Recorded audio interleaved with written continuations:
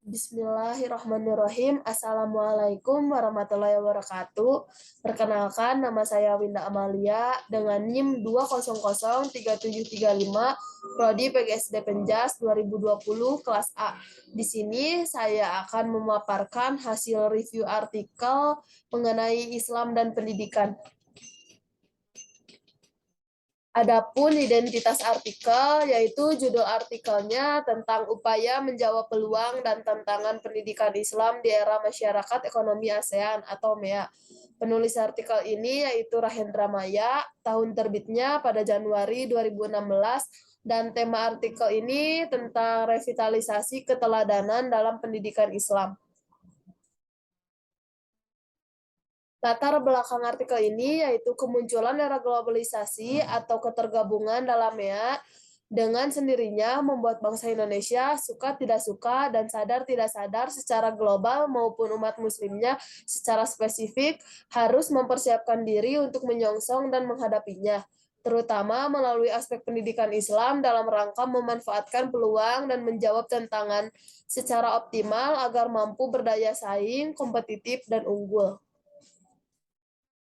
Tantangan globalisasi yang spesifik bagi bangsa Indonesia terdiri dari antara lain, yaitu yang pertama, globalisasi di bidang budaya, etika, dan moral sebagai akibat dari kemajuan teknologi, transportasi, dan informasi.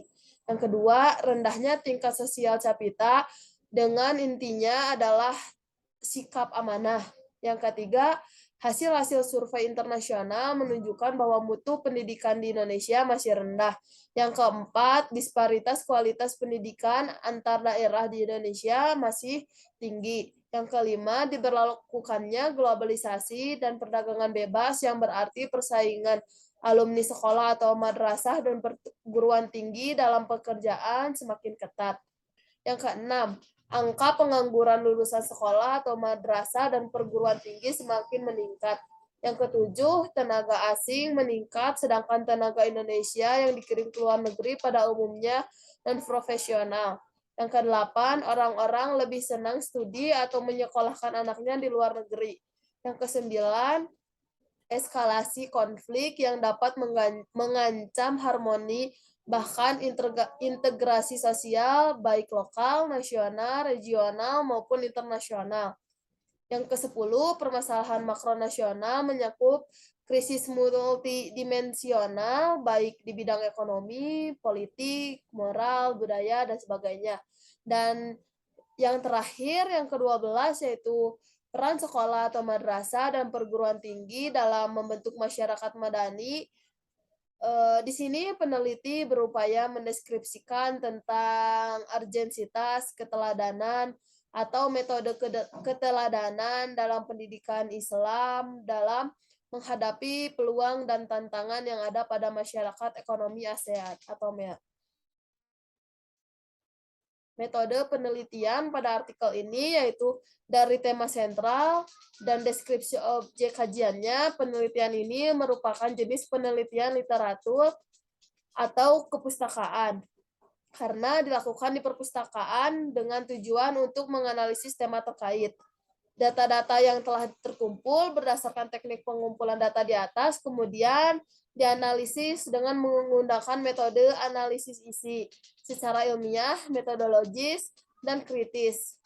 Analisis isi adalah teknik penelitian untuk membuat inferensi-inferensi proses penarikan kesimpulan berdasarkan pertimbangan yang dibuat sebelumnya atau pertimbangan umum yang dapat ditiru dan disahkan data dengan memperhatikannya.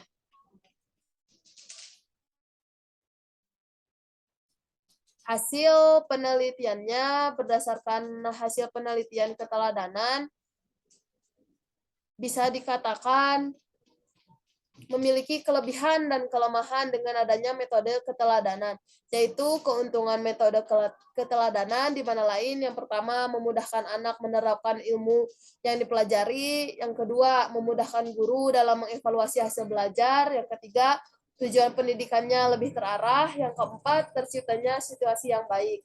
Sedangkan kelemahan dari metode keteladanan ini yaitu Yang pertama, jika figur mereka tidak baik, maka mereka cenderung mengikut menjadi tidak baik. Jika teori dapat praktek, maka menimbulkan verbalisme. Jadi jika teorinya tanpa praktek, akan menimbulkan verbalisme. Oleh karena itu, untuk lebih sukses dalam menerapkan metode keteladanan, perlu dukungan serta bantuan pendekatan dan metode-metode lain. Di antara lain adalah yang pertama, pendekatan pembiasaan, dengan alasan bahwa anak guru dan pendidik dibiasakan setiap hari dengan baik. Yang kedua, metode demonstrasi, yaitu mempraktekkan suatu yang baik yang akan diperkenalkan kepada siswa agar siswa terhindar dari upaya mencontoh yang buruk atau yang tidak baik. Penggunaan suatu metode hendaknya diintegralkan atau dimodifikasi sedemikian rupa agar proses pembelajaran lebih terarah dan tercapai. Karena dalam prakteknya, suatu metode tidak bisa berdiri sendiri atau fanatisme metode tanpa bantuan aspek lain yang mendukungnya.